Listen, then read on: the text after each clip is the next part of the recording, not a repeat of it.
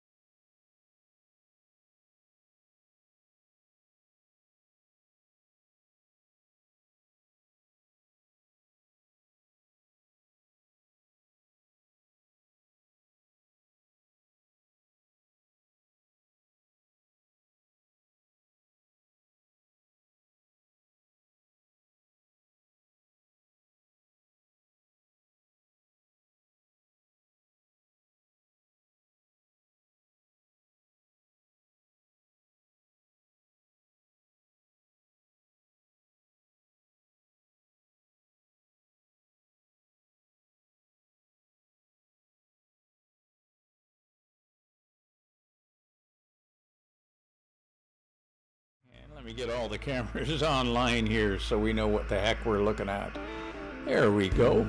Okay, so we're on the east end of the facility. We're looking at the cold storage sheds over here, and we got a tank car that we're going to be grabbing from here, and he is going to be going to the outbound track. Now, that being said, in our central camera view, at the central maintenance yard, we have another tank car sitting over here, and he's going to be going to, from central maintenance, he's going to be going to, oh, I was wrong on that, cold storage. That cold storage is going to central maintenance, and our tank car at central maintenance is going to the outbound tracks. So we're going to have a little bit of switching fun happening here and moving these guys around. We just have to figure out what all we need to do here. So, cold storage to central maintenance, and central maintenance to inbound or outbound. So I think that's the first move we're going to do. We're going to grab that one that's sitting at central maintenance, but he's got a covered hopper sitting there in front of him that's sitting at the co-op. So we're going to have to move both of those cars out of the way and start this switching session. So here we go.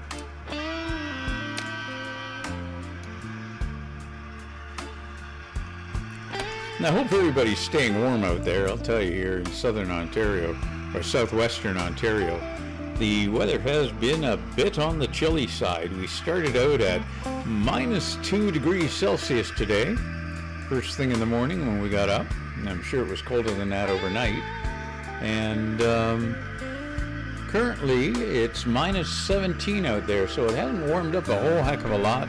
But on the plus side, we do have some sunshine out there, which is an added bonus.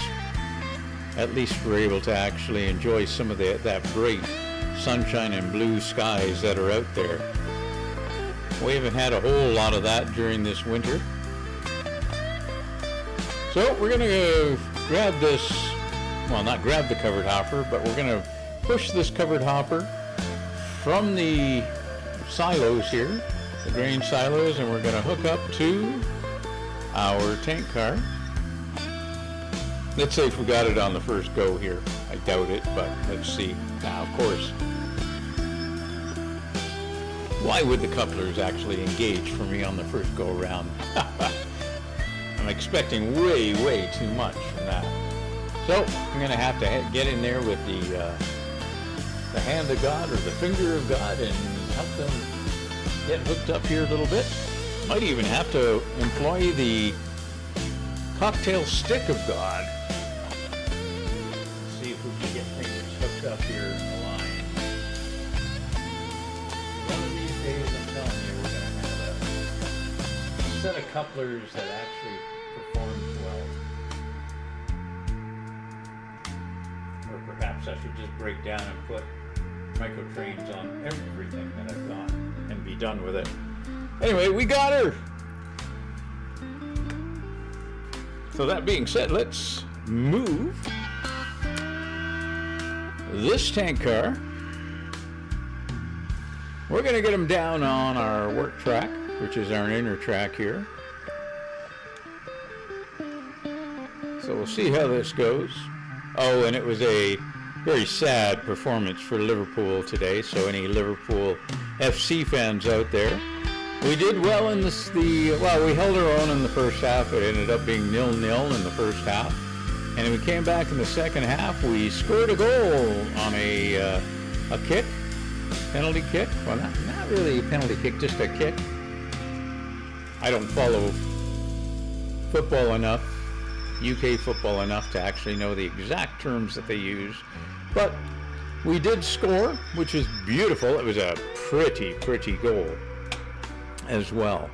So that made it even more exciting.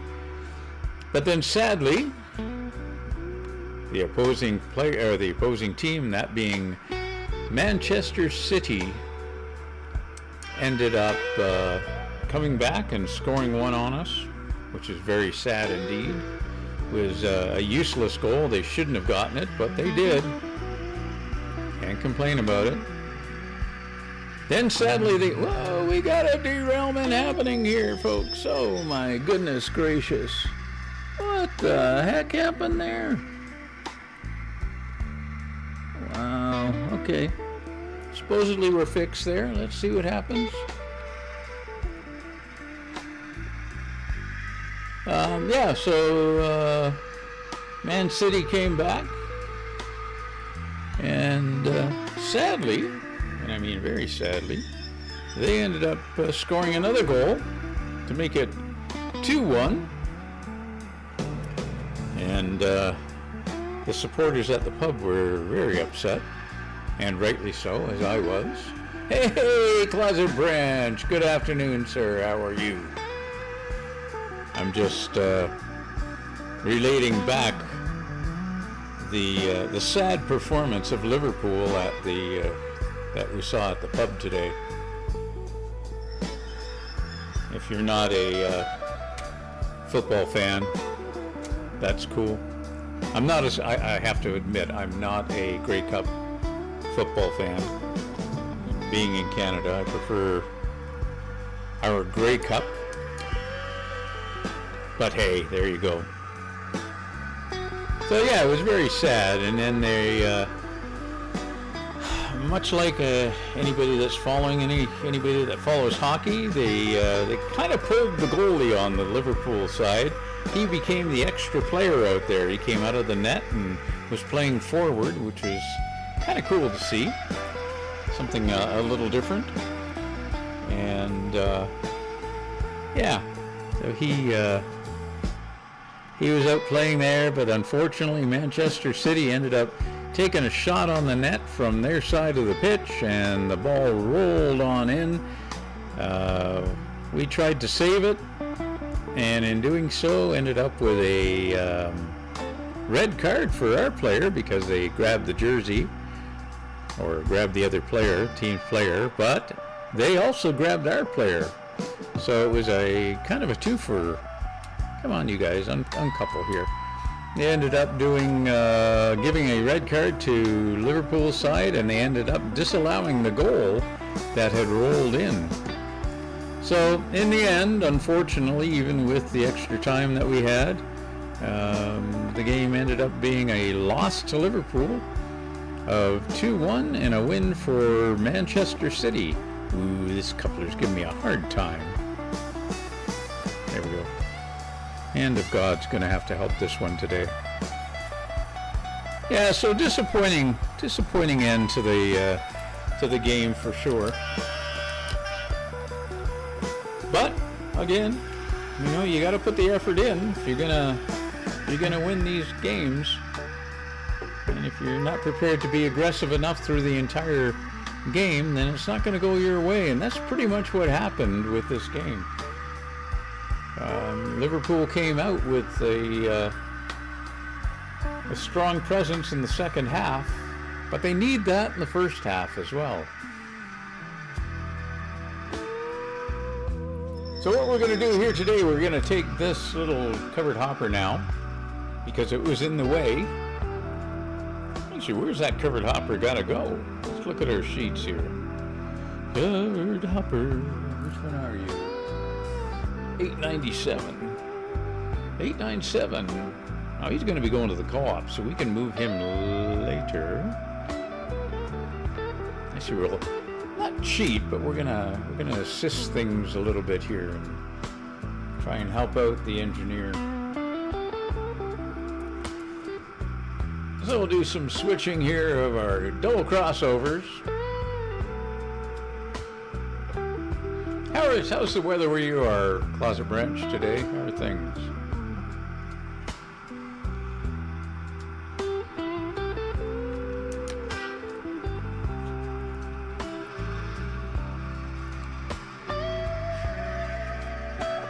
We'll get our turnout set up here for what I'm thinking. My mind says we should be doing, but we'll find out. See if it all works out.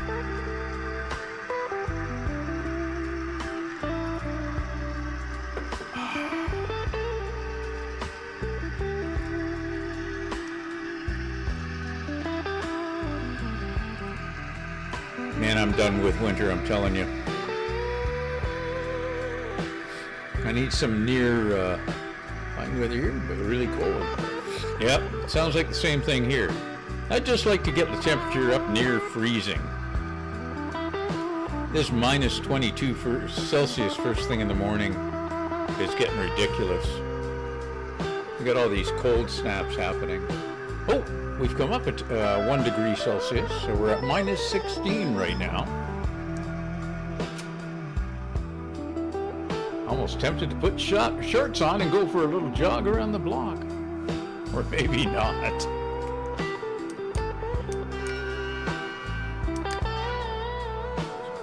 There's one thing about being Canadian, and then there's stupidity about being Canadian. I like the warmth. Actually, we were supposed to be going to Cuba in another, I guess it's going to be 2 weeks. But with this whole turmoil that's on the go right now between the U.S. and Cuba, with the embargoes and tariffs on anybody that's selling fuel to Cuba, we actually got an email from our tour company saying that our return flight was going to be delayed by a day, which is fine.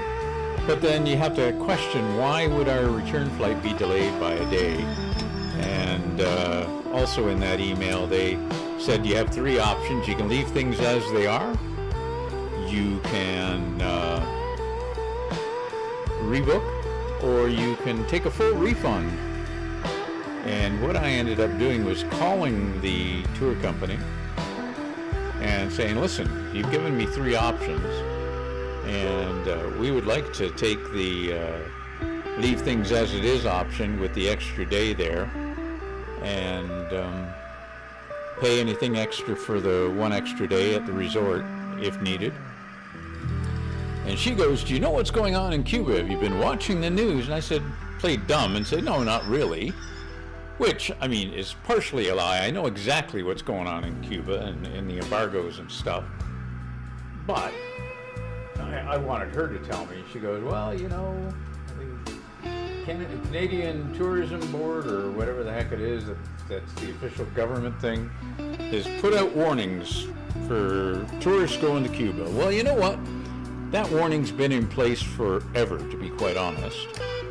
It's always at a yellow level, which is fine. That doesn't bother us so much. But because they've got a fuel embargo on, hey, Kevin, there's the man. The man, the myth, the legend. I saw what you got in new toys. Man, oh man, I'll tell you. Anyway, I'm just discussing our holiday that we just had to cancel. Very disappointing. We've been looking forward to this, and it's not going to happen, sadly. Anyways, yeah, so the I played dumb with the tour operator and said, "Oh, have you not been watching the news?" And I went, "No, not really." Because, well, realistically, I don't watch the news. It's all bad news, no matter how you look at it. So we tend not to bother. But my thought process became, if they delayed our return flight by a day from Cuba back to Toronto, what's the reasoning behind it? Is it a case that numbers are low because of what's going on? Or is it a case of like fuel shortages, not for the jets and stuff, because a jet can make it to Cuba quite easily and make it back to the mainland. Whether they had to stop in Florida and refuel, that's another story, but that shouldn't really be a problem as far as fuel is concerned for the jet. Is it a case that the buses are starting to run short on fuel to power them to get you from the airport back to the resorts? Or what exactly is it? So, discretion being the better part of valor on my part, I said, okay, let's take the full refund, because they were offering a full refund. Now, keep in mind, we did not take travel insurance. So for them to turn around and offer a full refund, so the resort, taxes, the flight, everything, something's on the go here. And I don't mind. I mean, I'd love to be stuck in Cuba, believe me. Stuck on a warm, white, sandy beach under the heat. Well, what could be better? But the problem there became, like, what happens if we're at the resort and I'm not paying attention to what I need to do here? Well, I kind of am. What happens if we get stuck at the resort with no way back to the airport to get our flight? I mean, if the buses, and this is the tour buses that the resorts use, if they don't have fuel to run the buses, and there's not enough fuel to take a taxi back to the airport, how are we going to get back to the airport to catch our flight back to Canada? That was all the things that were on my mind. Now, keep in mind, anybody who's ever been to Cuba, and we've been a number of times, you don't go to Cuba for the food. Where we go, which is in Cayo Coco, in fact, I will plug the resort, it's called Melia Cayo Coco. They are a adults only resort, and what I mean by that is there's nobody under 18 allowed to stay at the resort there, which is cool. I don't like little kids running around the pool splashing while I'm trying to just relax and enjoy myself. I don't need that. Which, you know, that's just me. Anyway, so as I say, we took the coward's route out, and we decided we'd take an entire refund for the vacation we were going on near the end of February there. Very sad indeed. And I feel bad for the people in Cuba, because they rely on tourism for their a large portion of their monies that they make. And without us being there, or the Europeans being there, that becomes a real problem for them. Now, I also, on one of the sites that I belong to on Facebook, we were seeing reports that the employees at the resorts, and let me clarify on that as well.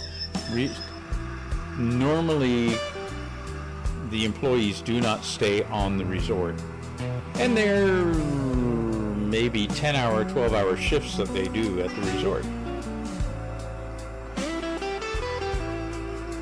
And that's cool.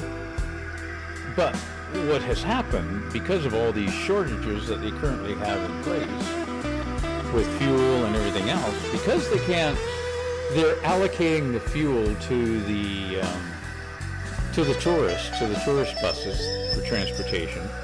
The employee buses are unable to take the employees from their homes, or from the resort, either or, from their homes to work and from the resort back to their hometown. And that's a problem, obviously, because how do you get your employees back and forth to where they live? Well, what has ended up, I'm going to have to manually make sure we're hooked up here. Oops. So what the resorts have done, and again, don't get me wrong, but I feel terrible for the employees. The employees currently are working 16-hour days and staying at the resort. Now again, anybody that's ever been to Cuba and is properly thinking about the whole situation in general with Cuba, it's got nothing to do with today. Cubans live a very sparse life in general, and are paid not great wages. So when you tip them, it means the world to them. And the tips, like $1 is huge amount of money to them as far as a tip is concerned. In fact, last year I had given one of the guys I got to know at the resort a $20 Canadian bill, and he was over the moon grateful. That $20 bill represented almost a month's wages to him. So again, it gives you an appreciation for the economy that those people are going through. I don't mean to turn this into a political rant either, which it isn't. I'm just sort of ranting about the fact that I didn't get to go to my wintertime Cuban vacation, which I'm missing. Let me think about what the heck I'm doing here. That that tank car number 915 is supposed to be going to central maintenance, people. Central maintenance. Guess what? It's behind that covered hopper, so we're going to have to drag that covered hopper out and spot them so that we can get 915 in there and into central maintenance. Anyway, yeah, the Cuban situation is not good. It's really a shame that a country feels they need to interject on how another country is running.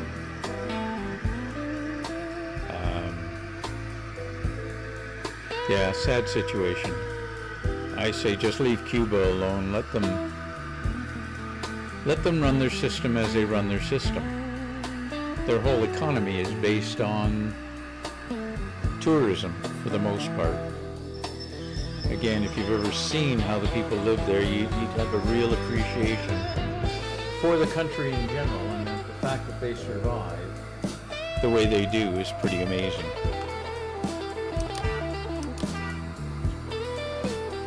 But, I mean, yes, it's a communist country. Everybody there has a choice as far as education is concerned. And if you don't want to go to university there, then you are going to join the military. But they have health care. Everybody, I mean literally everybody has a job. And it may not be the greatest job. I mean, maybe you're going to be picking up garbage on the side of the road. But it's a government-sponsored job that you've got, and you're getting paid. So yes, to me, tourism for that country is huge, and I wished it would continue to be so. And I've again, the one Facebook site I belong to for the resort where we normally go to, there have now been reports of some of the other resorts closing up because of shortages and trying to conserve power and everything else. And they're busing people from other resorts to other resorts that are currently open. And if they don't have the people there, sadly, they are moving them to other resorts, which I don't necessarily think is fair to anybody, because you paid to be at a specific resort for a specific reason. But I understand the logic behind it from the country's perspective.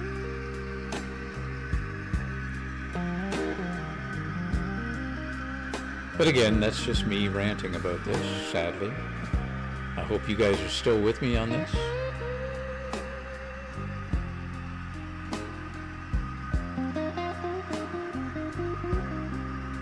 How's the weather out east, Kevin?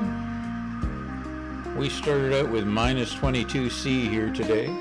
It's currently minus 16, and we're at almost 2:30 in the afternoon.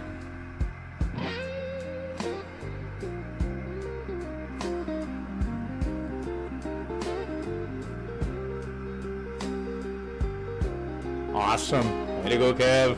See, the bait has been thrown out there now. And you've got all this new N-scale stuff, or N-gauge, N-scale, I got to call it right, N-scale stuff. And you've taken the bite at the bait. The hook is going to get set, my friend, and there's no coming back from N-scale. Just saying. The allure of N-scale, I don't know. I like HO, don't get me wrong. I don't run HO, but I have an appreciation for HO. I just like N-scale because of what you can get into a limited amount of space by comparison to HO. And as I've said in the past, the advances that have been made now in N-scale are just, like, it's unbelievable. How do you not go to N-scale or give N-scale some love? Our detail levels are up there now. We've got sound. We've got DCC. Oh, my camera view. What happened to my camera? Hang on, we got to reset. There we are. We're back. Kind of. There we are. What did I do to that camera to make it lose me? Anyway, no matter. Yeah, try doing what I suggested to you, where you've got, in fact, I'm going to grab one of my, I'll call it profile buildings, because it's easy to get. And that's going to be my little warehousing industry over here in the, come on, hook up. Just hook up, there we go. Hold that thought for a second. I'm going to remove the AI following here. And I'll be right back.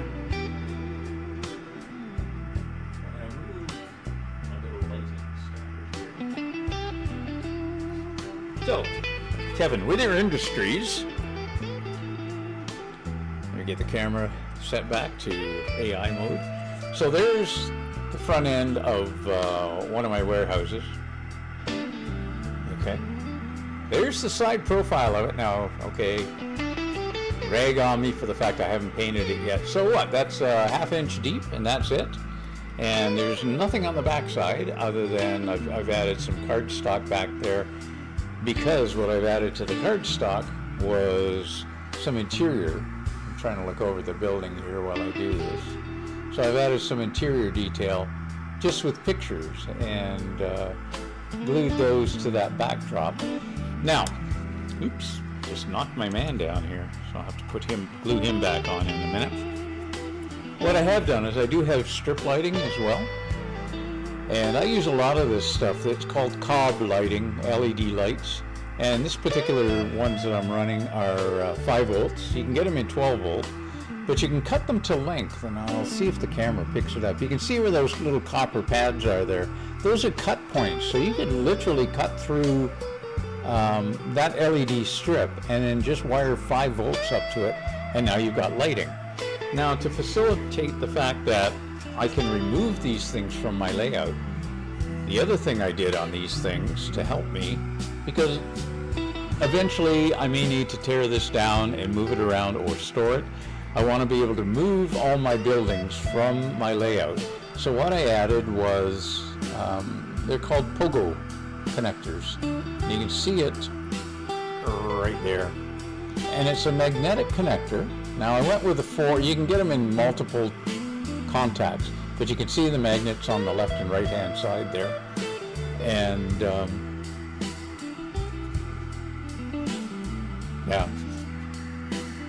Anyway, the magnetic connectors, I've hot glued them one side to the bottom of this building, and then I lined up the other side, which is hot glued to the bottom of the, to the surface of the module where this attaches. And all I do is drop this back in, and I don't know if you'll be able to see it. I'm just trying to look at my camera views here, whether you'd get a, you're not going to get a good view of it, sadly. Give me one sec. I'm going to drop this back into position.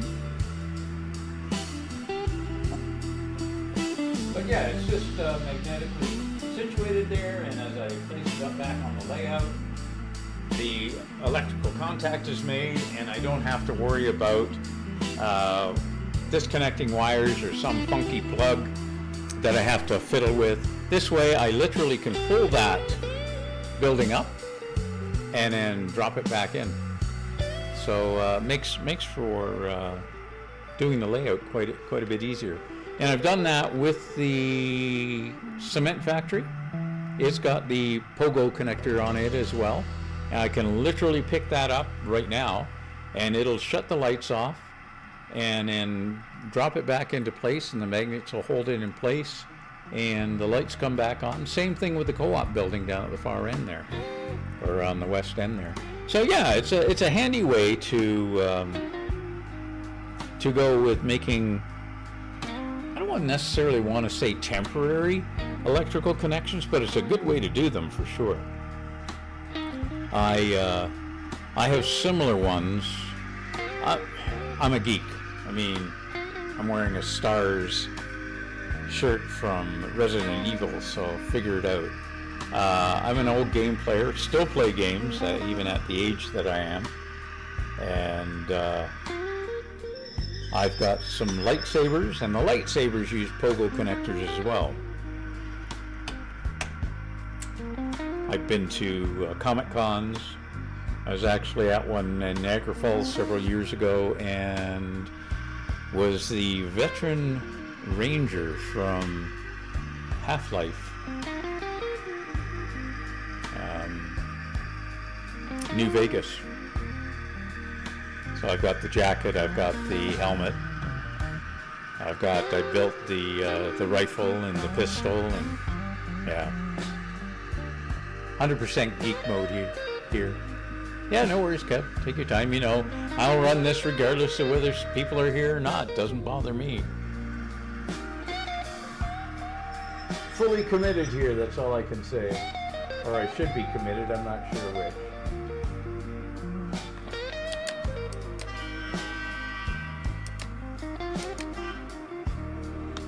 Alright, so, well, we've done one move.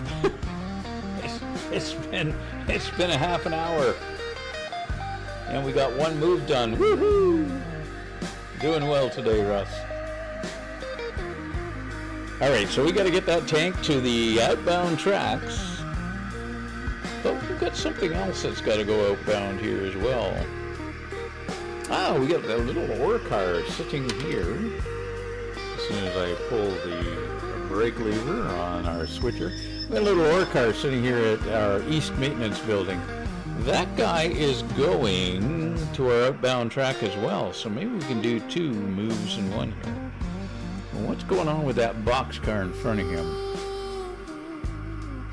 He is car number 034. Oops. 034. 034, where are you? 034. Oh, he's not going anywhere in particular, so he'll be an easy-ish move. But we got a lot of other stuff in the way to get him moved. Well, let's do what we can here. Let's get this tank car down onto our working track first.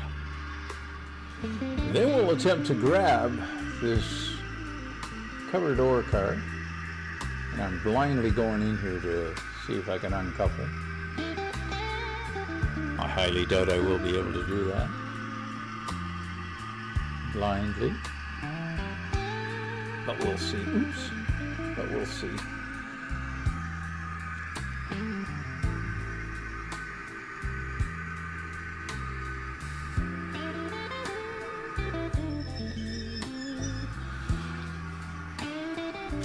Oops.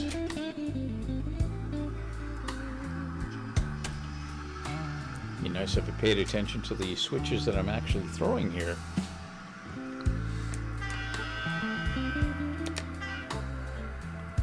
Do. Yeah, we've got sunshine here in southwestern Ontario today, Kev. Still colder than a witch's, but hey, there you go.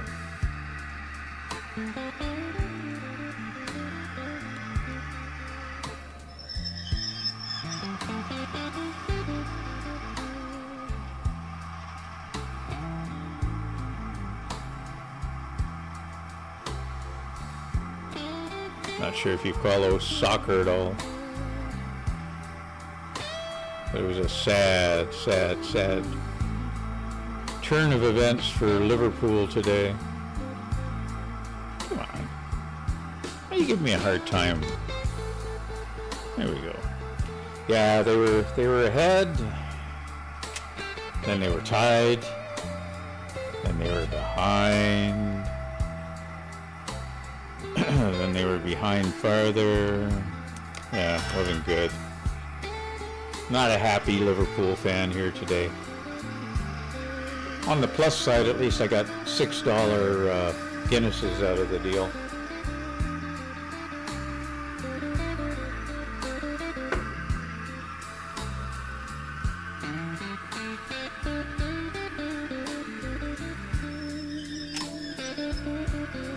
Welcome back.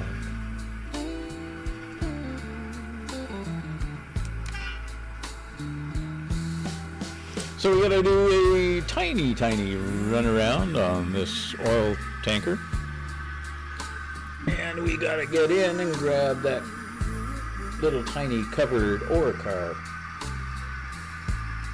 that's sitting at West Maintenance, which is going to be this guy right here.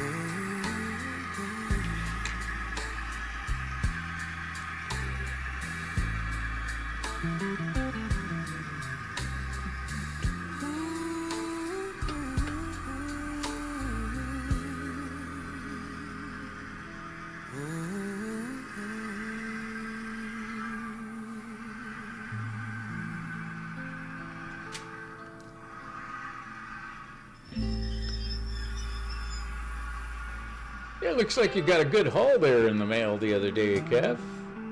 Impressive, man.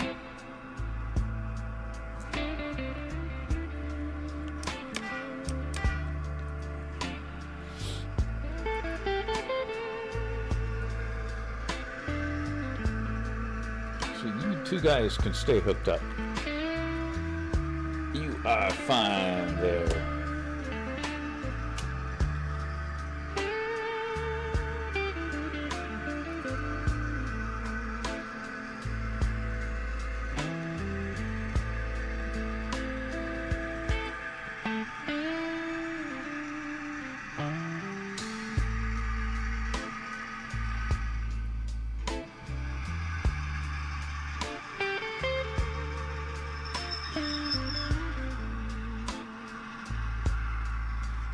So near yet so far. There we go.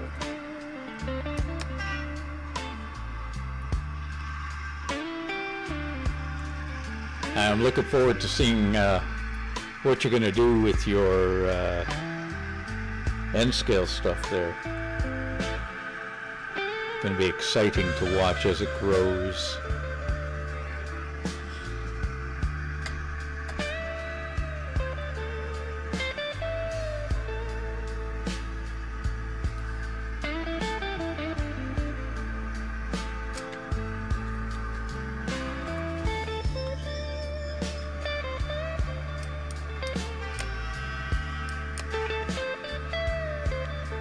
So what we've got to do with this tanker that we've got, or this tank car, and this covered hopper, is both of those guys are going to the outbound track, which is good.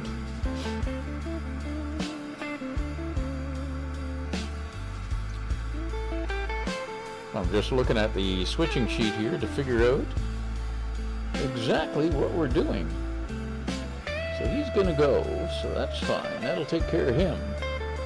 And he's going to go, and that's going to take care of him. But we have somebody down at the outbound track that's got to come back.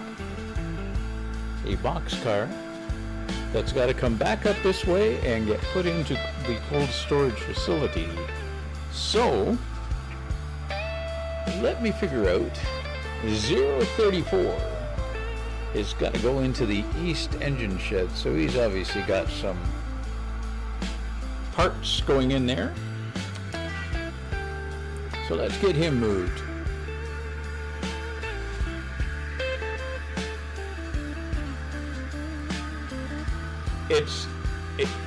Kevin, it's not about high standards.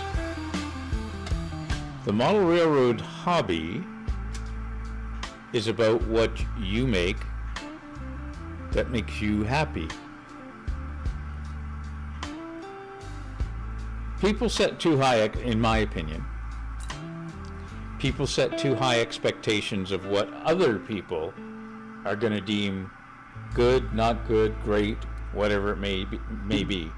And that's fine, but we all have our levels of, I'll say, expertise that we all have abilities to be able to do. And in the end, the nice thing about the model railroad hobby in general is you develop your skills as you go along. And at some point in time, you'll look at a section of and I do it myself, and believe me, I'm far from being great at anything here. I just like running trains, much like everybody else that's general in the hobby here. You'll see something on your layout and you go, I need to change that, or I can improve that. And you're going to turn around and you're going to make that change to it. It may be better, it may be the same, or it could make it worse than what you currently have. But the point is, at least you're trying to develop your skills within the hobby. And the hobby itself is what makes you happy. If you weren't happy doing this, you wouldn't be doing it. Anyways, carry on with the way you're doing stuff, Kev. It's how you learn.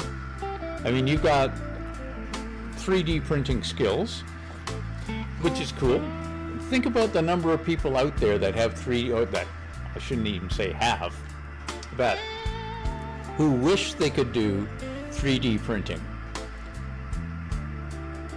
That end of the hobby, and I'm saying it as that end of the hobby, but the 3D printing portion of any hobby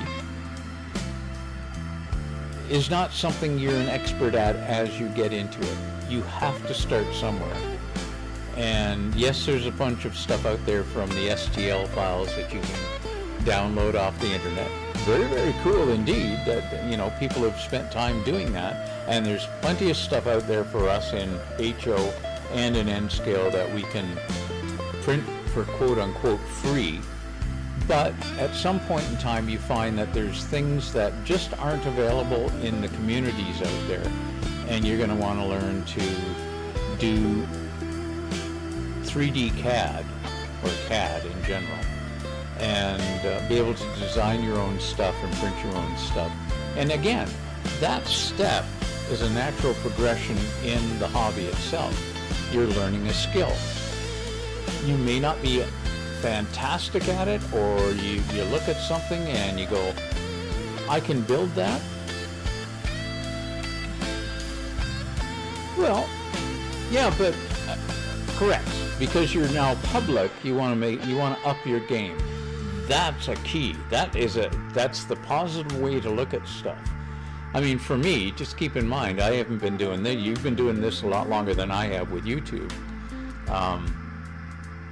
What you see in front of the cameras or behind, in front of the cameras here, it was never meant to be in front of a camera. It works. I like it.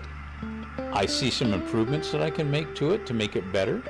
I look at the camera setup every time on a Sunday before I go live, and I visually inspect each element of these 5 cameras that I have and try and say, is the camera angle good? How does the scenery look? And, is it close to, and I hate the word prototypical, is it close to prototypical? Does it look like what the real world would be like? And I think, yes, it does. I'm not overpopulated in trees on this layout. I do have sparse grass because realistically in the real world, very rarely do you find 100% coverage of grassy areas. And I try different techniques with the way I've made or laid grass down here as well. I've done static grass for lots of sections within the layout itself. The central one, I'm going to see if I can point to this on the camera. What I did on this section here, so this particular module, I did a different grass technique with it, and I took filter material, kind of like what you see in the furnace, and split the fibers, because that white fiber that's in there that collects the dust and whatnot, I ended up being able to peel back very, very fine layers of that. And what I did was I used a light spray of contact cement, then put down some foliage, the foam foliage clumps, and then put down some static grass material on that, and then covered it all in hairspray. The more, I'd have to look at what I used, but the stuff that would be more tacky in a hairspray, just lightly misted all that down, looked at how it looked, then added another layer of very light static grass on top of that in a different color. And it came out, I was quite pleased with how it came out. I just tried a different technique with it. But for the most part of all my modules here, they're static grass covered, and I don't use 100% coverage on static grass. I did up, I think I showed it one of my first streams, I did up a farm yard area or a farm field area with cardboard, some very fine cardboard, and made the rows of the farm field out of that. Again, all I did on that one was took a magic marker and went down through the sections of the valleys to define the valleys with a black magic marker, and then made various plants or corn out of various materials, stuck them in there. And again, you can weather that, or you can add static grass to that in any way, shape, or form that you like. So there's tons of techniques out there that you can use, and try and experiment. Take something, if you have an idea, and go, I wonder if this would work as a whatever.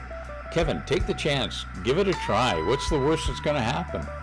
You may have to redo it. Oh well, who cares if you have to redo it? Anyways, I'm not getting the switching done by sitting here talking, am I? So, that boxcar, whatever his number was, he was going to 034. He was going to the East Engine facility. So we're going to drop him here for now, because we do have 2 other cars I know are going to have to get moved at some point in time here. And let us get out of this area here and go pick up these 2 cars that we've got sitting on our work track and get them to our outbound track. And while I'm down that way, I may as well pick up that one box car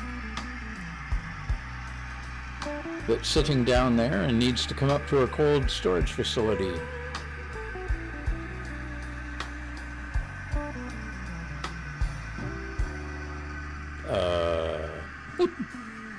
I could. I'm not sure what you'd like me to do, but hey, I'd be more than happy to come on your stream.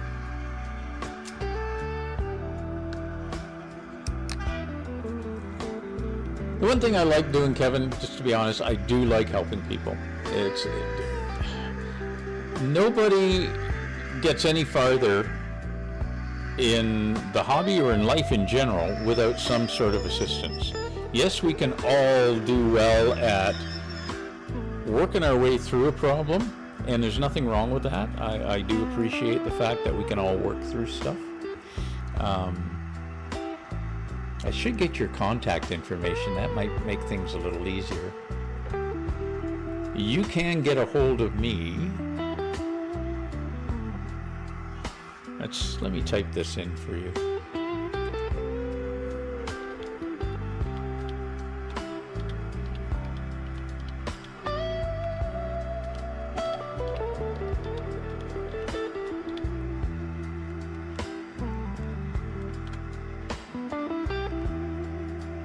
That's my normal email address. You can reach out to me there at some point if you would like.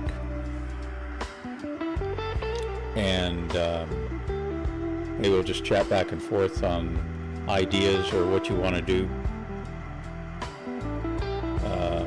via email, or we can do Messenger. You can get a hold of me on Facebook at I do believe, I rarely look at what my profile is. I do believe it's Russ R. Bishop, but again, I can give you that information.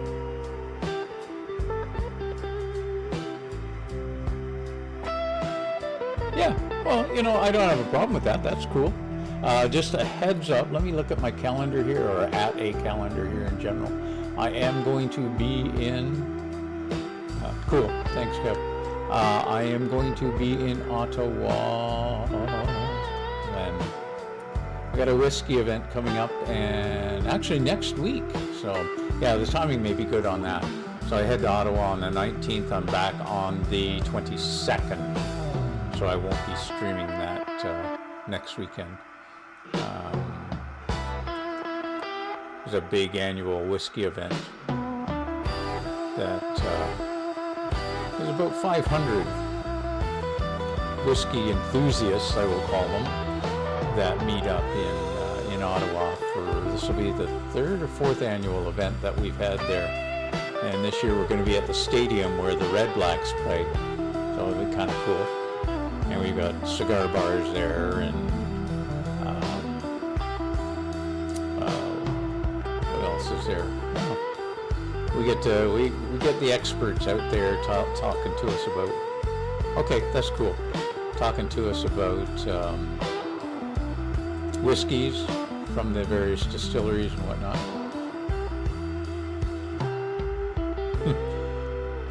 Well, wait till you retire, then you'll have lots of time.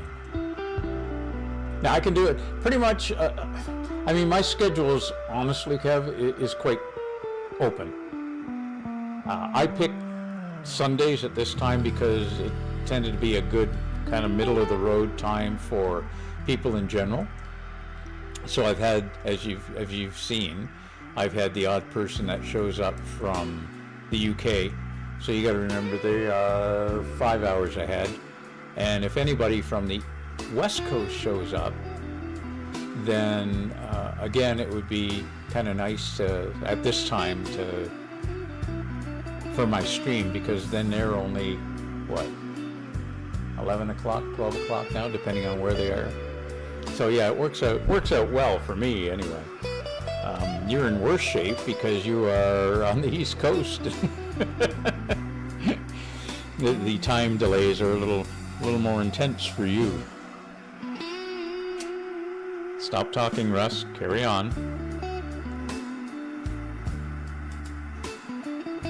All right, let's get this party going here. Enough of this tomfoolery.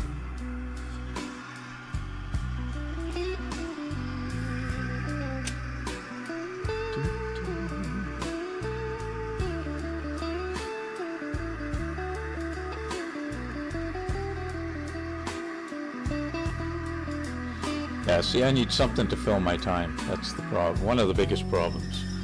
I have a very active mind, and what I used to do is was in the tech field with the, I guess I could say it doesn't matter anymore, with the police. I used to design and install and maintain all the technology in the police cruisers here. And it was a fun gig.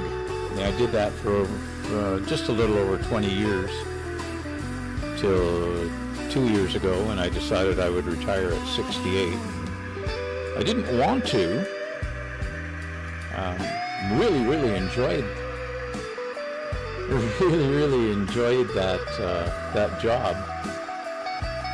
It was a lot of fun, but there comes a time in your life where you kind of go, I need time for myself. Now, I've been working since I was 15 years old, and sometimes it just feels like you've been working your entire life, and basically I had. And it's just right now, it's kind of nice to be retired. Yeah, tech's cool. I mean, I was born at the wrong time. I mean, I say that now, and I'm sure you'll say it when you get to retirement too. The problem is technology's changed so much over the years. And, I mean, computers were just starting out when I started getting more involved in the tech industry. I mean, I used to be a VCR technician, and here I am going to date myself. I used to work on VHS and beta systems back when there were no technicians. And I got trained by JVC, Hitachi, Panasonic, like all the major companies on how to repair these things, and which is great. It was funny too, because I used to deal with TV technicians, and they couldn't think mechanically. They could only think electronically.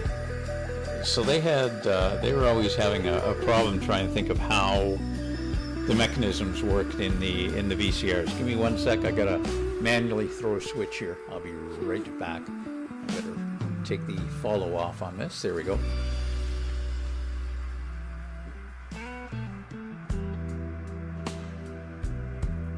Should just take the controller with me, and then I don't have to worry. But yeah, it was the start. I've always been in the tech field ever since I got out of high school back in '72. And I've worked for companies like 3M and Xerox. Again, tons of fun. I love learning about technology and how things work. Which I suppose, in one sense, is why I enjoy the model railroad industry, or model railroad hobby now, because again, technology has taken on a major role in the hobby.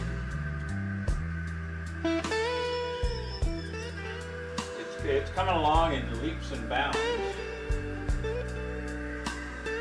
The DCC stuff that we see today, I mean, in all honesty, I'm going to say what we're seeing right now is just the beginning of stuff.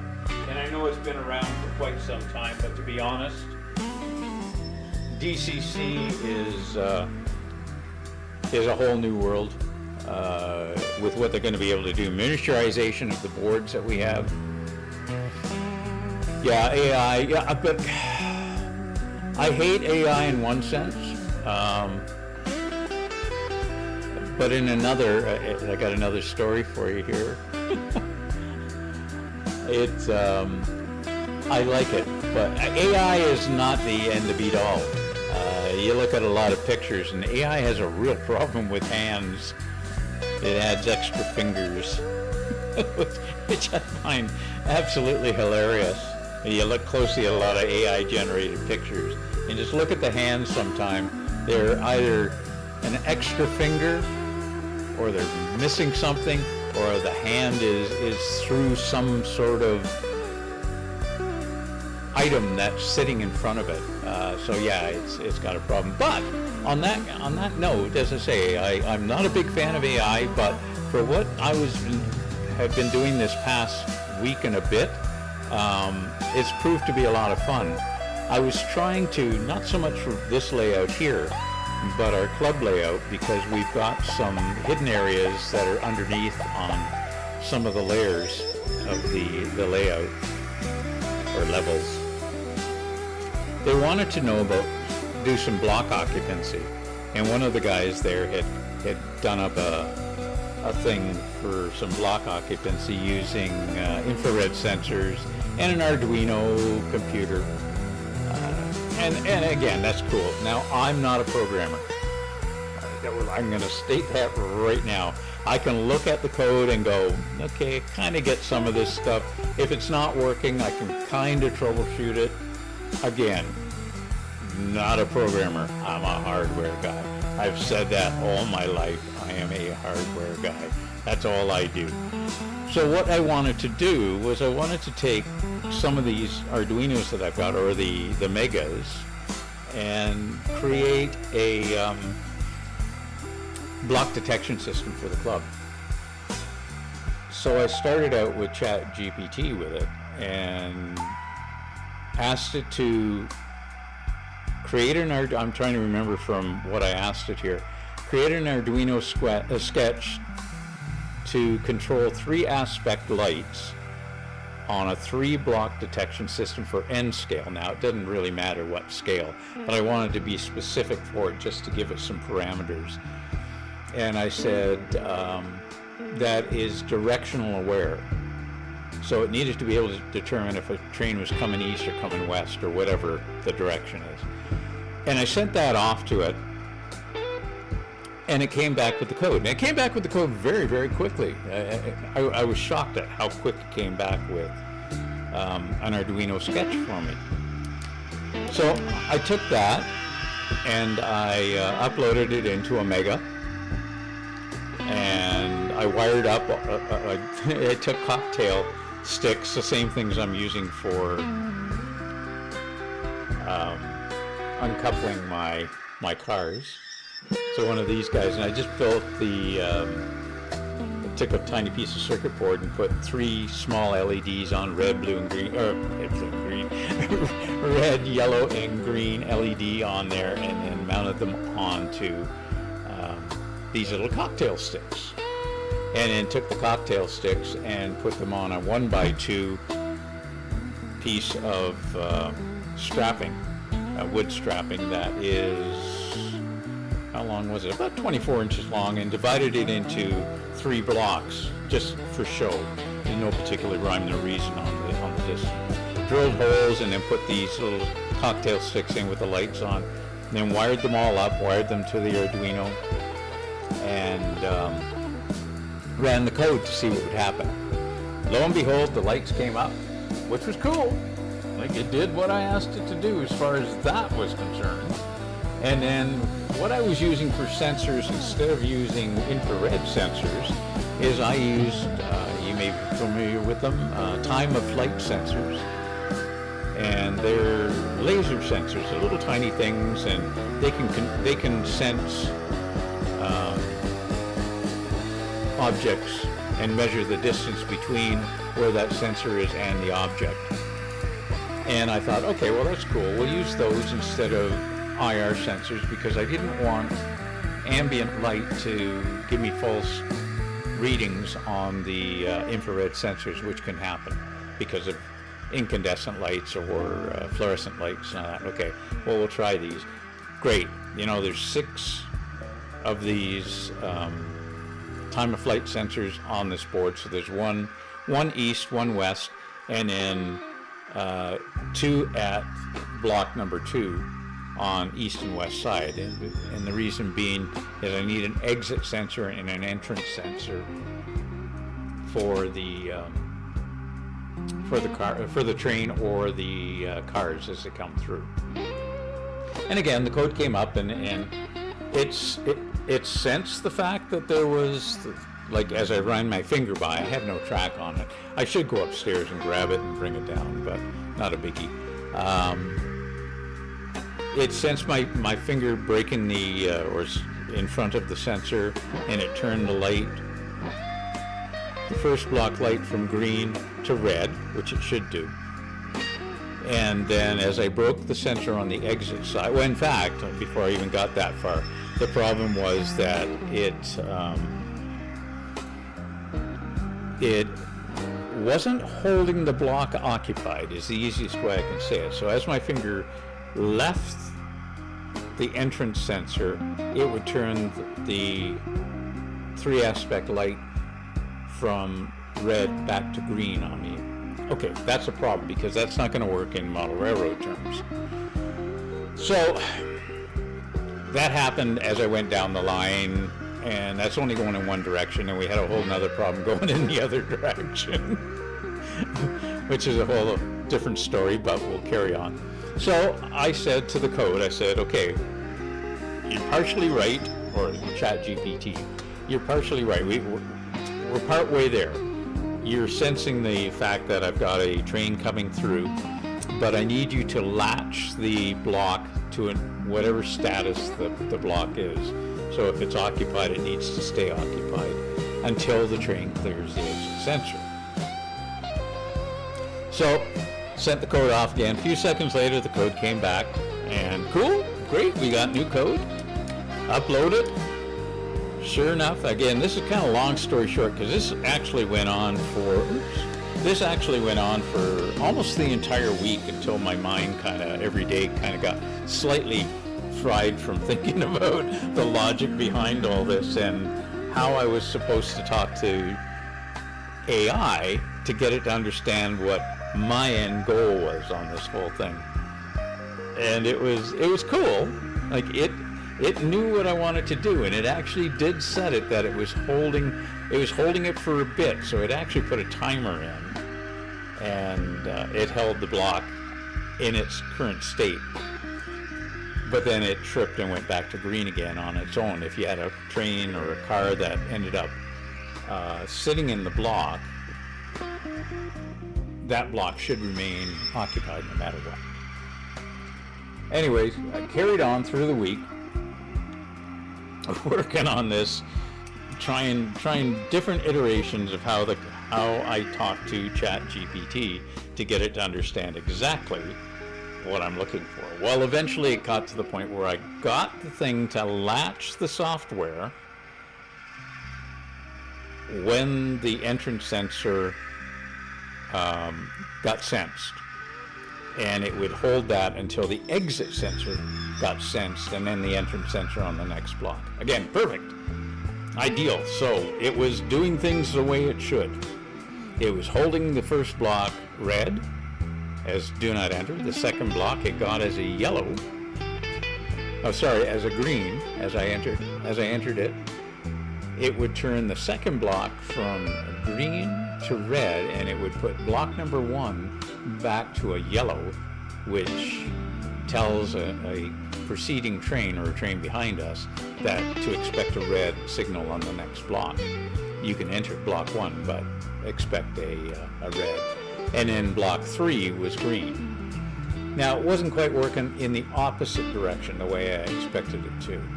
So, again, that was a whole other thing that I had to tell it that, okay, you've got it working correctly from this direction to this direction, but I need you to mirror that the opposite way around. Eventually, at the end of Friday, I guess it was, or maybe it was breakfast time on Friday, it actually got it. It got it figured out properly, and got this 2-foot length of 1x2 right now as my prototype board on a single track. Okay, you got to remember, I'm only doing this on a single track, not a double track. I didn't want to complicate things. I said, this is a single track setup, and sure enough, the sensors are doing exactly what they should do, and I'm chuffed. Now, the problem was the way the code was written, and using 18 pins on the Mega, which again is really not a problem because the Mega's got tons and tons of pins that you can deal with. So that's neither here nor there.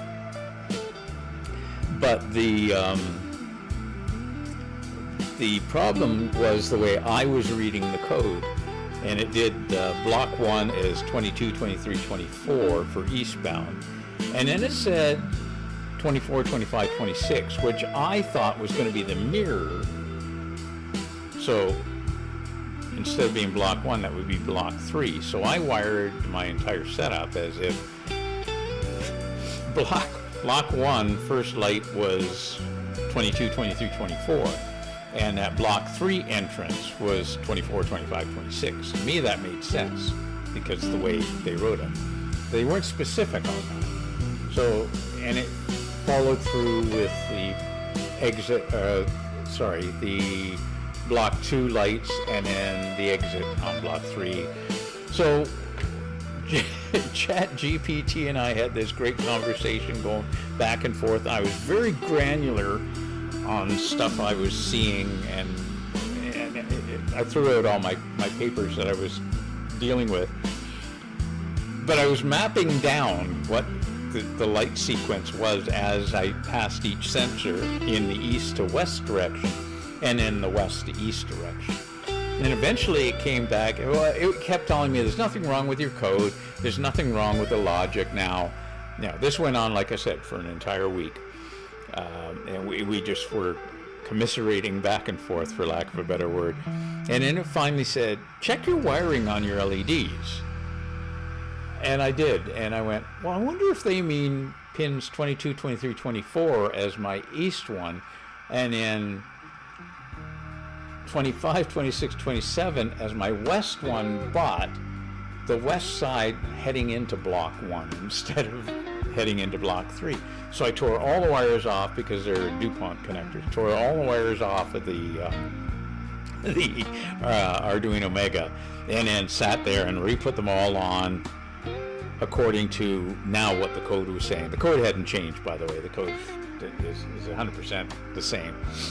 And I put them in and powered things up, and I could see the time of flight. I got it to add extra code so that the time of flight sensors were coming up with a slight delay each because they were all on the same address on the I2C port, and but it can adjust for that, and that wasn't a problem. But if they all came up at the same time, then some wouldn't come up at all.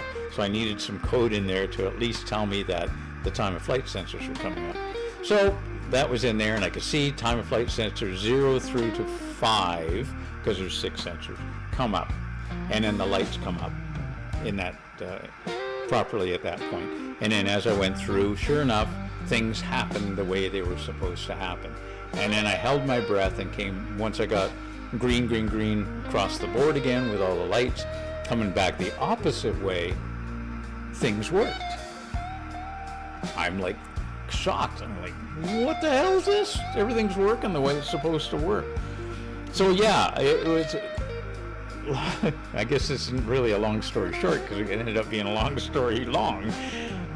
Chat GPT was really, really good for figuring out the code that I needed. So I'm impressed with it from that standpoint. I just don't like the artificial manipulations that we're seeing with photos and videos out there, which is kind of sad. But, anyway, I better carry on here because these guys are getting paid by the hour, as it were. All right, so I got a covered hopper sitting at the grain silos. So our central camera, we are right here. So that little gray covered hopper has got to go to the co-op. So let's get him over there, shall we? You've probably had enough of listening to my nasty voice.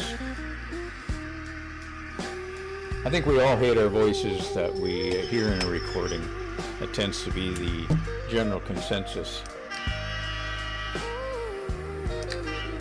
I sometimes do open mics as well. I'm very, very, very amateur when it comes to guitars, but I do a lot of East Coast sea shanty, English sea shanty type stuff, and have done open mics And my singing voice is not what you hear from my talking voice. It's kind of bizarre.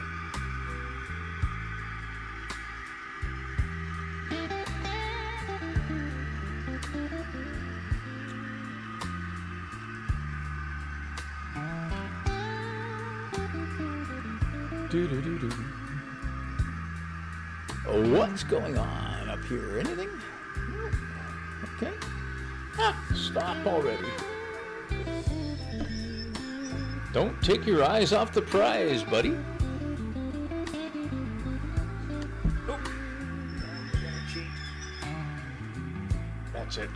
This week I'm going to be buying some microtrain connector or couplers and get these Bachmann couplers off these cars, off these covered hoppers. I shouldn't have waited this long to get them, to convert them, but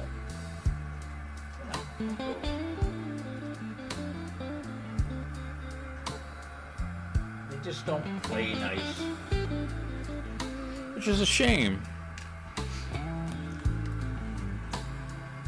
Again, it's like other things, much like electric cars, I'll tell you. I cannot believe that people put up with the fact that all the manufacturers use their own electric car connector to charge your car. I mean, where's the sense in that? That would be like Ford having gasoline that only works in a Ford, and Chevy has gasoline that only works in a Chevy. Think about it, people. You want people to buy into the electric car myth? Then make it easy for them to buy into it. I know our government, Kev, has just added incentives to buy electric vehicles, especially in Quebec, because they've added some incentives there. But the problem to me is that's great, but that takes away from the manufacturer, and I'm going to use Tesla as the example. Why would Tesla put a vehicle on sale now if the government's going to give you or offer to put a rebate in on the cars? So there's no incentive for the manufacturer to actually do a price reduction of their product.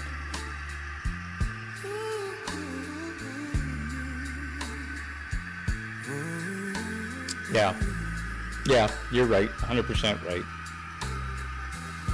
I mean, again, don't get me wrong, I'm not against necessarily electric cars, but they sure aren't made for the Canadian environment.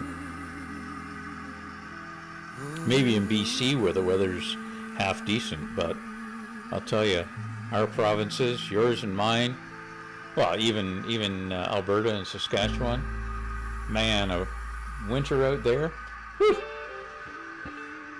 Gotta do a shift here, hang on.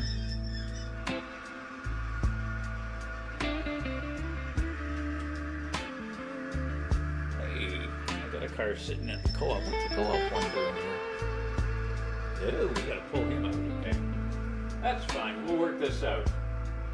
Everything's gonna be fine. See, that's the problem, Gav. Sitting here talking and not pay attention to what I really should be doing. This is running this whole switching session is running a heck of a lot longer than normal.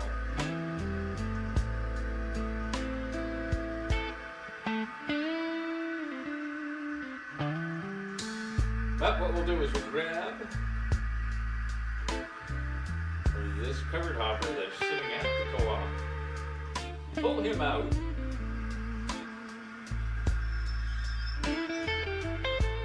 figure out where he's going.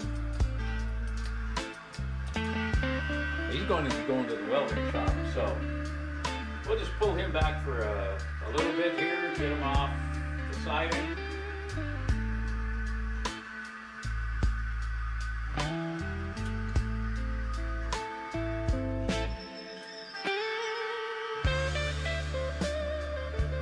And then get this other covered hopper into the co-op.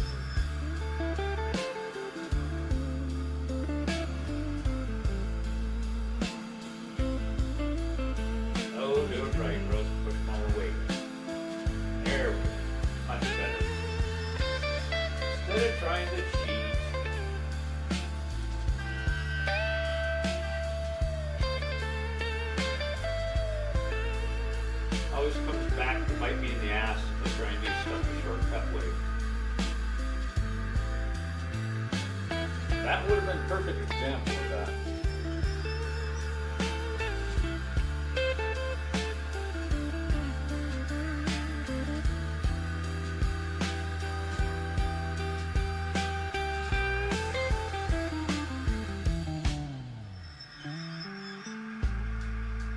We got it, all right.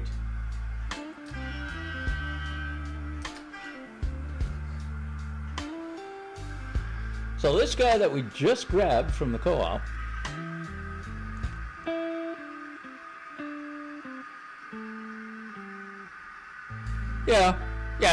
the definitely the market out there sucks.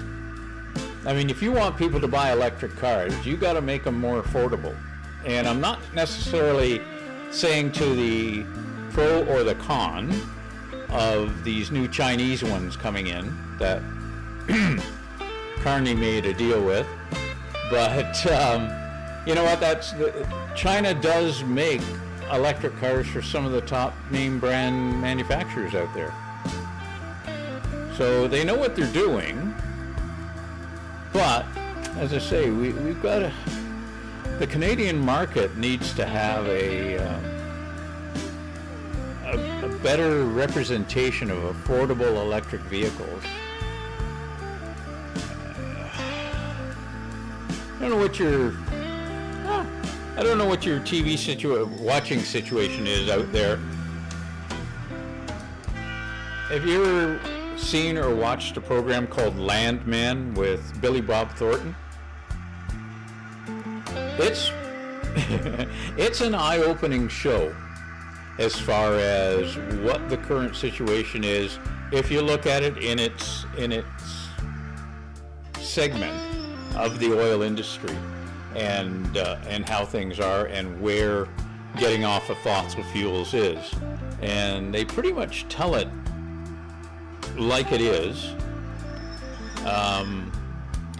They made a very good point in the very, very first episode of it, that being that if solar or if wind was the way to go, that the oil industry would have been all over it. But it's going to take us at least 30 years to come off of oil. Now, we're only talking vehicles right now. Let's talk life in general. How much of our everyday products out there are made from fossil fuels? Clothing, roads, cars in general, the interior of cars, all the plastic in cars, your tires, your rims. Like, I would be hard pressed to say there is anything or very little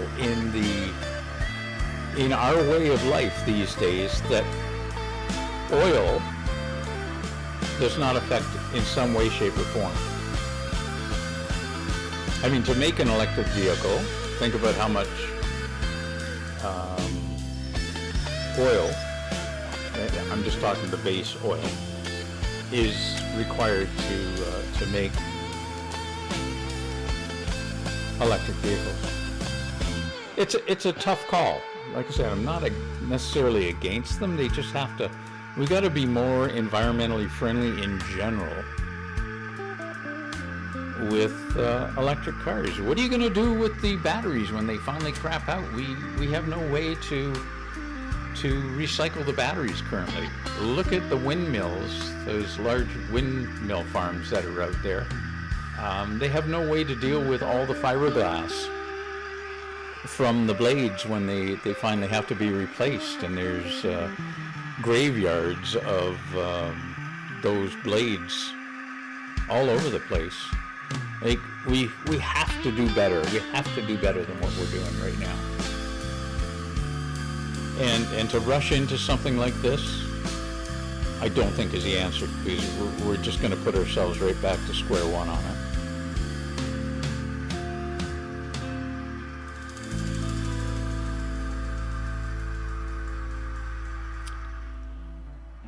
And I'm moving this wrong. See, there I go, talking instead of paying attention to what I really want to do. I'd make a terrible engineer on a train if somebody was talking to me. Let's speed this up. Come on, let's go.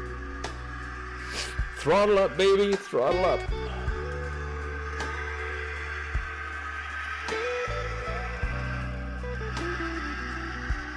But again, we need the infrastructure out there for electric cars. I mean, even our hobby, speaking of petroleum, think about the plastics that we have that make up our models here.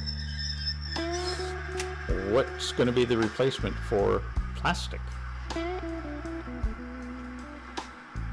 It's not one small niche thing that we're dealing with when it comes time to replacement of petroleum.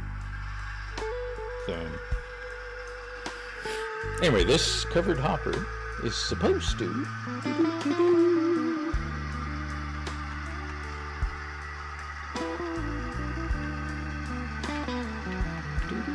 slow down is what it's supposed to do before I go crashing into there.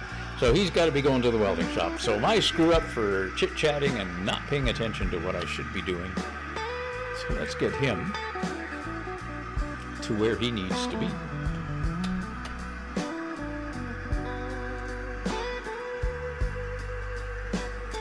Nope. Silly Wabbit kicks her for trids.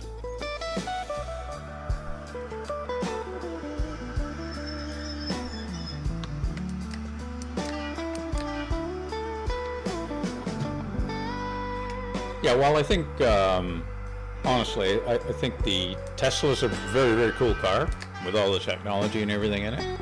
Way, way, way overpriced for what it is. What the hell did I do now? Especially at resale time. I mean, how long, honestly, are we keeping vehicles in general, and I don't care if they are fossil fuel vehicles, hybrid vehicles, or fully electric vehicles, there comes a time when we're going to get rid of that vehicle, whether it's 5 years or 10 years down the road. But again, that's part of the problem as well, is trying to maintain a vehicle for 10 years. That's a bit of a problem. You can't work on your own vehicles anymore. It's impossible to do that because of the technology that's in there. Again, I love technology, but when you make something impossible to repair yourself, it becomes a real problem.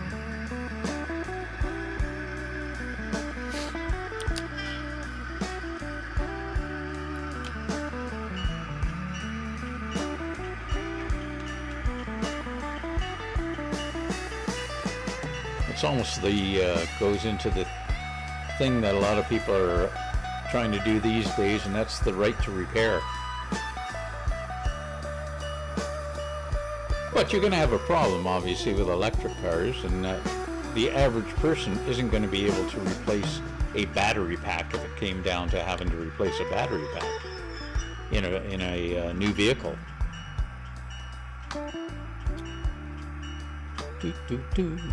Welding shop.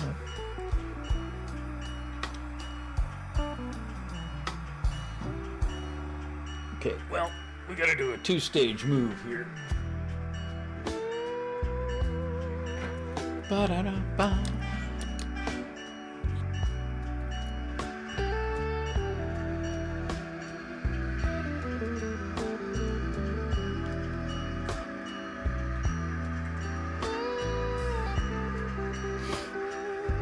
So what we've got to do is we've got to get this covered hopper, the nice little white covered hopper there, courtesy of Rapido Trains. Lovely detail on that, on these covered hoppers they made. Again, I think I mentioned this in one of the other broadcasts. I had bought the mystery box from Rapido that they were offering just before Christmas. And they ended up sending me 5 of these Procore. Well, they're not all Procore, but they all look identical from that standpoint. The Procore covered hoppers, modern ones, and that little ore car that we moved to the outbound track was in there, and the TTC bus that you see sitting on the road and near the cement factory there. And yeah, I thought for the what the heck was it, $120 or whatever the heck it was a good deal when you consider that the cars in general are, what, on average $45 to $50 a car, depending on where you're purchasing them. Yeah, it was a heck of a deal. The other thing I wished is they had had a premium mystery box that would have included a locomotive of some way, shape, or form. But again, you gamble when you get into those premium packages. It's not like I need any more locomotives either, to be quite honest. I mean, don't let that be said too loud. We can all use more locomotives, don't get me wrong.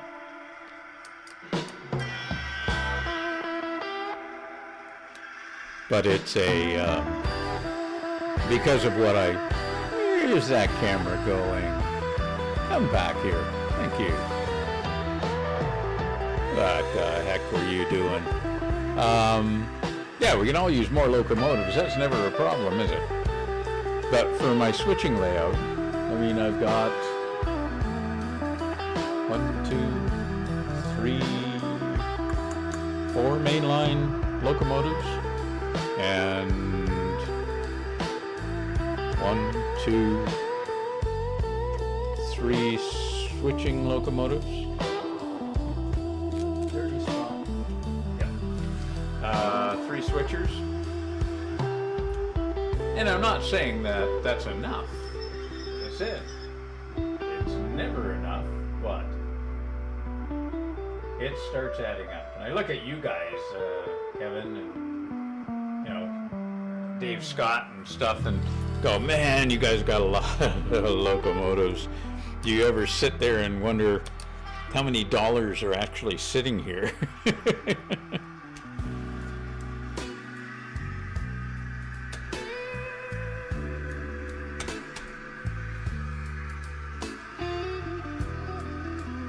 All right, so as I said, this is turning into a very long co-op to the welding shop. So he's done. Grain silos to the co-op. He's done. We're getting there. We're getting there slowly but surely. I know. Don't call me Shirley. That's fine. Covered hopper. Where'd you go, covered hopper? You're done too. Okay. And that leaves those 2 boxcars sitting in the east engine facility down here. What do we got to do with those 2 sweet little cars? Okay, one's staying where it's at, which is even better.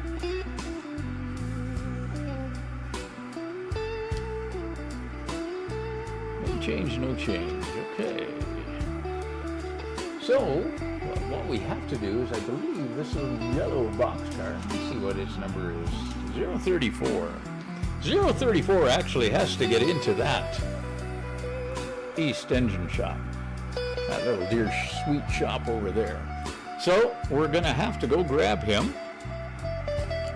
Lucky us, or her, or whatever it is. And we're going to pull all of them out so we can get that yellow boxcar in.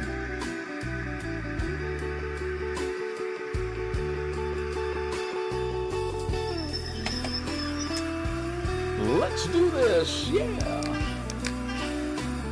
Wrong horn, that's okay.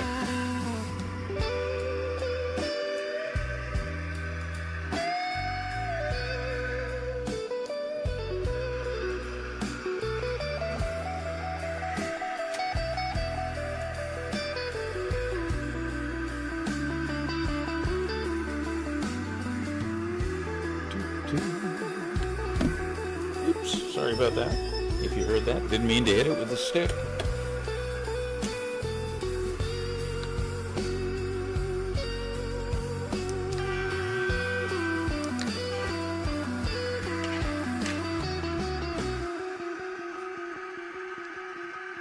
Yeah, I've got to get at and print some, find some good STLs for some modern vehicles. I would love to get some good construction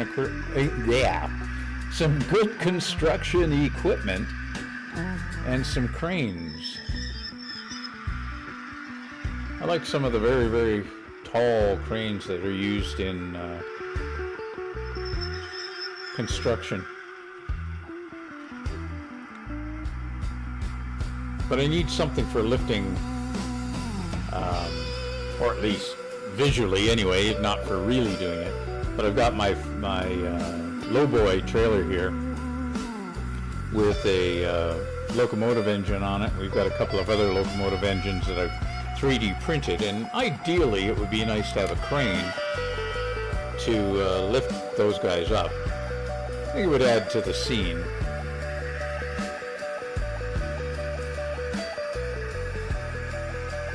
Okay, what do we got to do with these? Hey, get back on there with these 3 cars. Well, that was silly.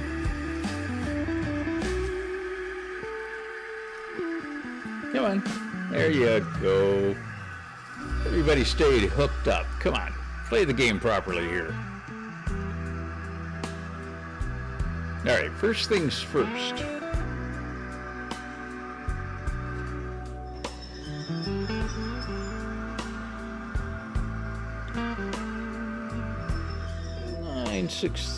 You're staying where you were. And 062. Yeah, you're the culprit that's going to cause me grief here. Okay. That's fine. We're going to get this done proper. Or we're going to get her done. I don't know about proper. Da-da-da-da.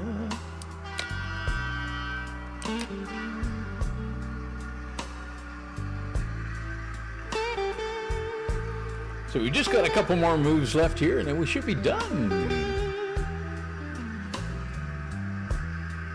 Theoretically. So what we're going to do is we're going to stop here. We're going to uncouple the rail box car. And we're going to go forward. And we're going to we're going to drop this CN box car, the brown one here. That's slowly moving across.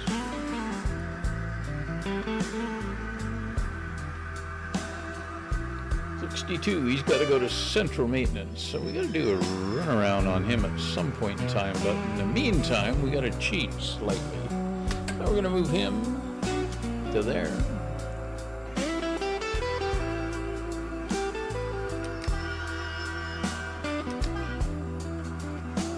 Get him rolling back. And we're going to spot him just off of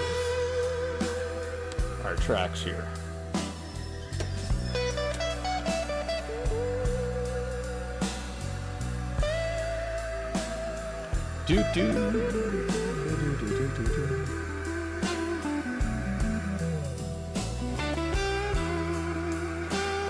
That's a good spot right there. Perfect. Let's go forward. And we're going to pick up the boxcar that we dropped.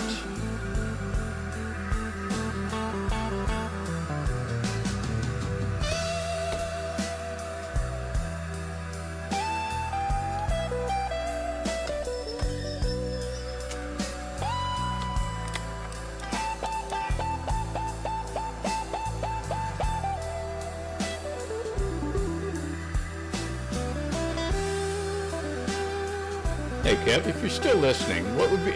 Okay, I know you said you're for the electric car market. Now, what's your preference? Would you prefer a hybrid, or would you prefer a full electric? Inquiring minds want to know. Mine being obviously the inquiring mind, and I want to know.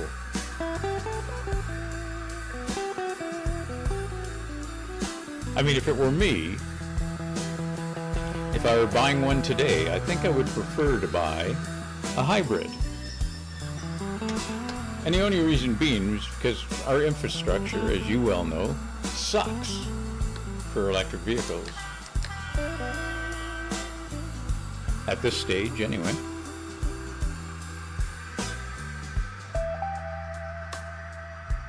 All right, we're going to move these two box cars into the engine facility on the east end here. And for those who weren't paying attention, we will point to said engine facility down here. Yes, that one there. So we'll get him down into place, and we'll apply some brake and slow ourselves down a little bit.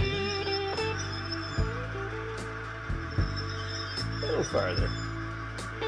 That's good right there. They can deal with moving the cars around if they need to later on. We're just getting paid the big bucks to bring them into the facility. What they do with them afterwards is their problem. Come on. Don't be stuck there now.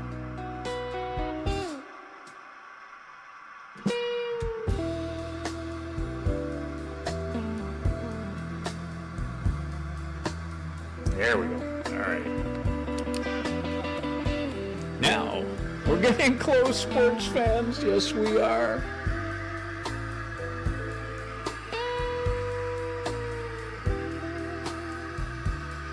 Yep. No, I get your point on not wanting anything that's the current offerings.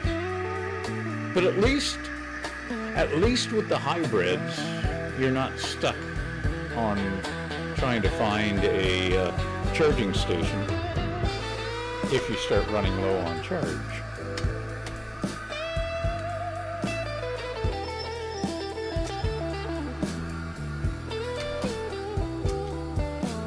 All right, 062. Where are you going? Central maintenance. So we got to pull you back. Get you set again. Yet again. Do a run around and then we can drop you off and be done with you.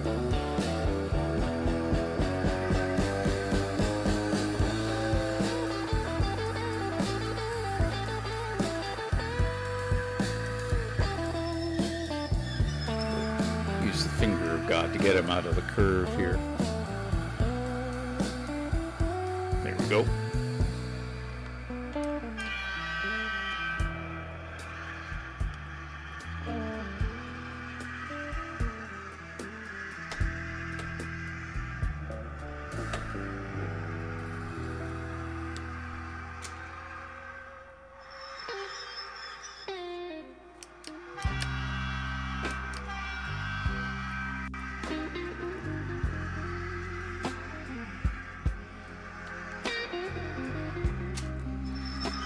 Well, while we're on the topic of electrics and Kevin, how's the charging station situation out your way? Have they got a lot of them out there? And if they do, do they all tend to be working? Because the big thing here in Ontario tends to be that yes, we have some charging stations, but finding them working is another question. Then I can't wait for all these drug people to figure out how much copper is actually in one of those charging stations, and then see how many start getting vandalized for their copper.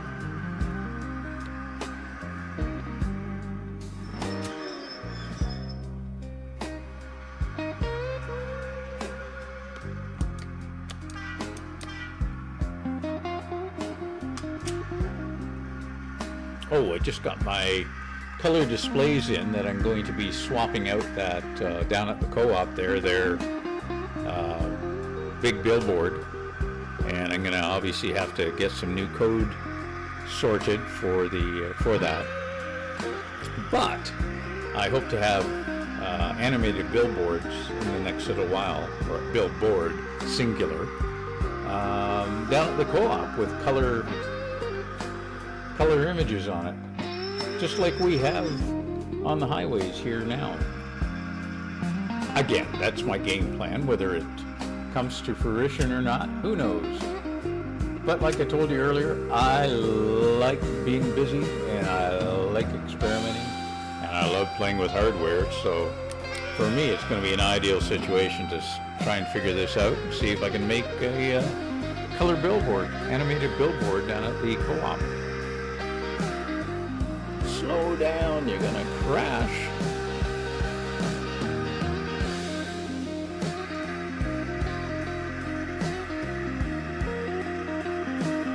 Beautiful. Hey, actually coupled too.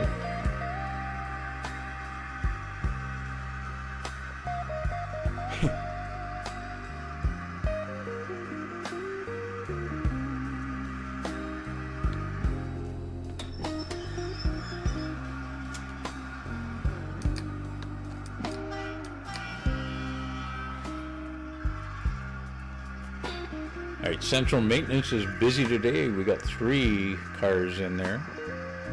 The oil tanker, the big covered hopper, and now we're going to have the box car in there. But with this move, this will be the end of our actual switching movements that we have to do today.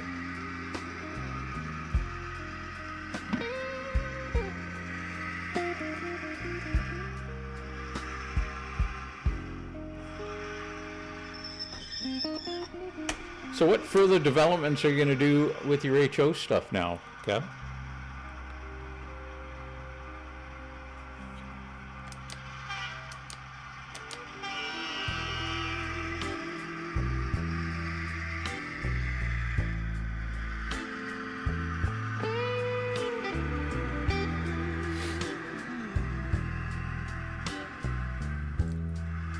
I like the changes you have made currently on your layouts. It's impressive to watch.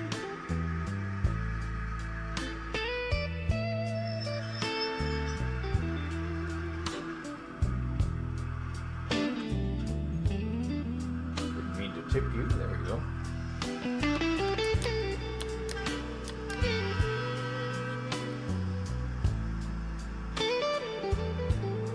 Yeah, the only tip I could give you on scenery is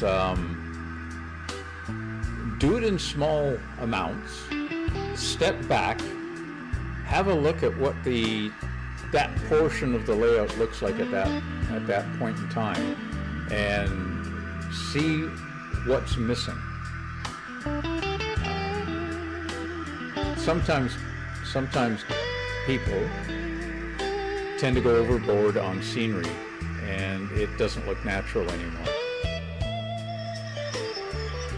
So you want to try and keep it as natural looking as you possibly can. And that's about the only thing I can really say.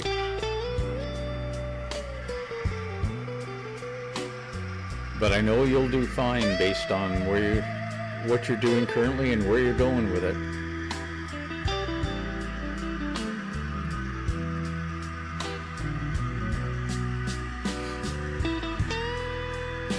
The biggest problem with doing anything in any scale, though, is once you do have your tracks laid out, or some track laid out, it's difficult to not want to run trains. And what happens is you tend to put scenery aside or put wiring aside because you're able to run trains with the way your current setup is. And that's the one thing I've found, as I've said every couple of weekends now, I have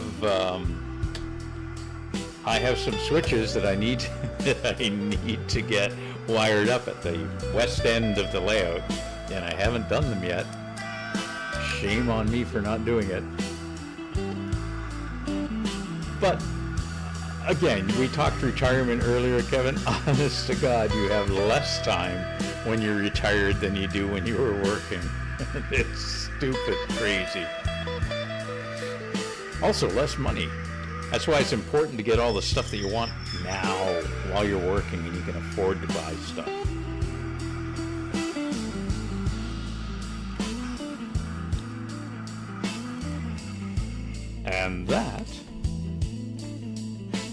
bring us to the end of our switching session today. So now we can, if you want, we can just sit and discuss things, or if not, if you want to get busy doing some of your scenery and stuff. And how long have you been in slot cars for? Is there a local club that you belong to?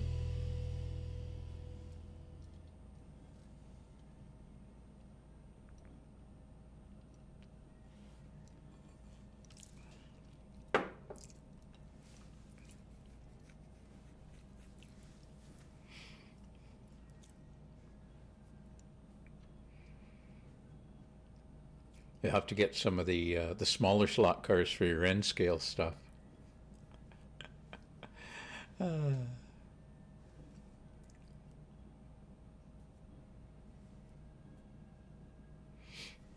Okay, cool. Well, sometimes people have them, the slot cars, because there's a local club or somebody has a layout in their basement, and then there's a bunch of people that locally that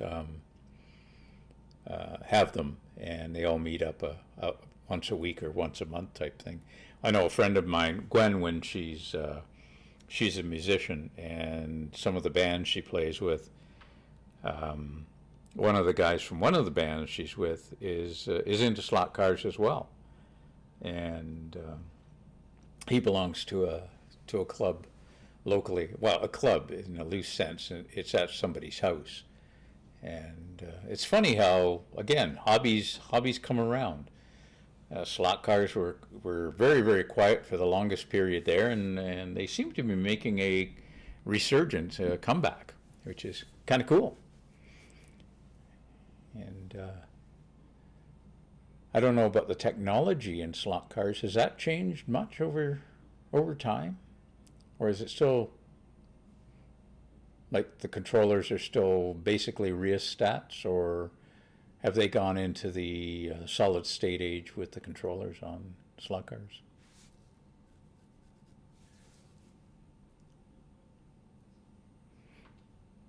Again, Kevin, the only way you're going to get good is to actually, get out there with people that can show you stuff or improve your skills at whatever.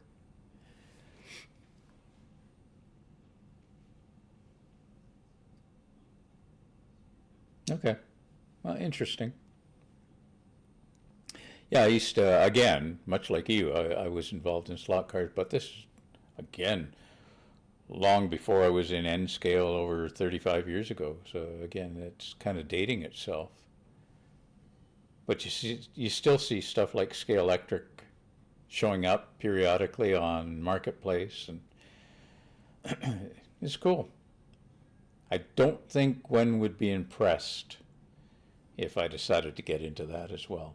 It's bad enough I've commandeered this 14 feet of this wall, but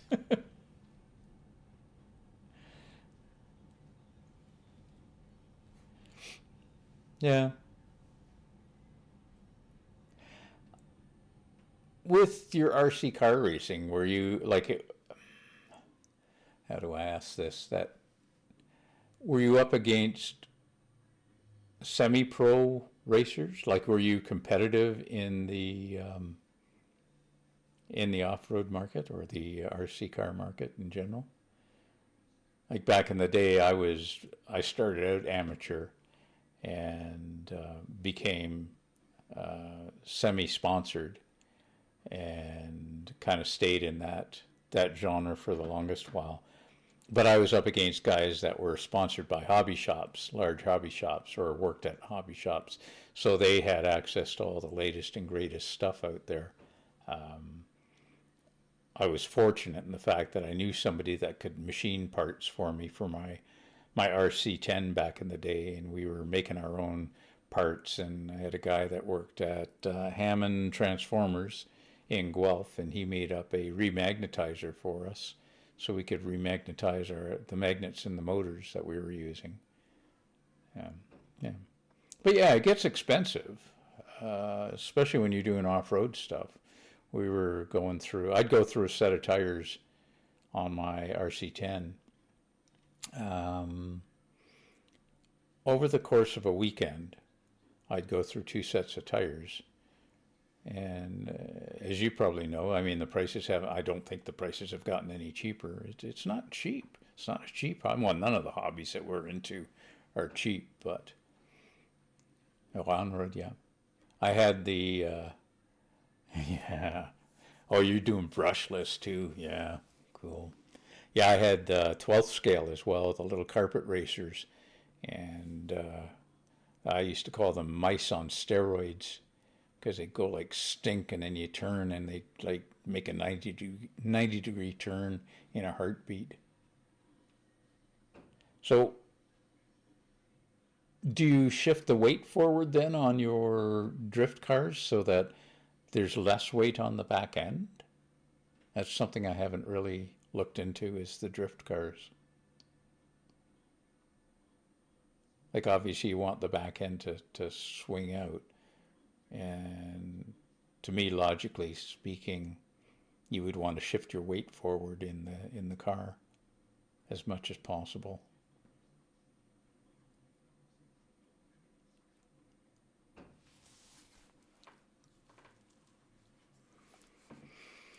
But slow is a relative word, isn't it? I mean, you got to spin your tires so that, I mean, you're not dealing with traction as much on the drift cars. Okay. Okay. Do you use anything on the tires themselves, like any liquid? Silly thing is, we used to use on the carpet racers that we used to run. We used to use WD-40 on our tires, and it would actually give us the grip we needed, and still give us a bit of slip that we also needed. So, right. Yeah, cool. You have to do up a video sometime and post it of the cars. Excellent. Yeah. Cool. Well, super. Well, okay, Kev, I think what we'll do is we'll wrap things up here today. That was a longer session than I thought it was going to be. Ended up being 2 hours, which is kind of unusual. I can't believe I talked that much for that period of time. But now it was a pleasure having you here, my friend. We'll be in touch. I've got your email. You've got mine. And keep me posted on what you want, what you'd like to do. And hey, I'd be more than happy to help you out with whatever it is that you'd like. You have a great one too. Stay safe out there, and we look forward to talking with you again later on. And yeah, happy model railroading, my friend. Keep the scenery going, and don't judge. Don't be judgmental on yourself. We all improve through time. Anyway, take care, Kev. Cheers.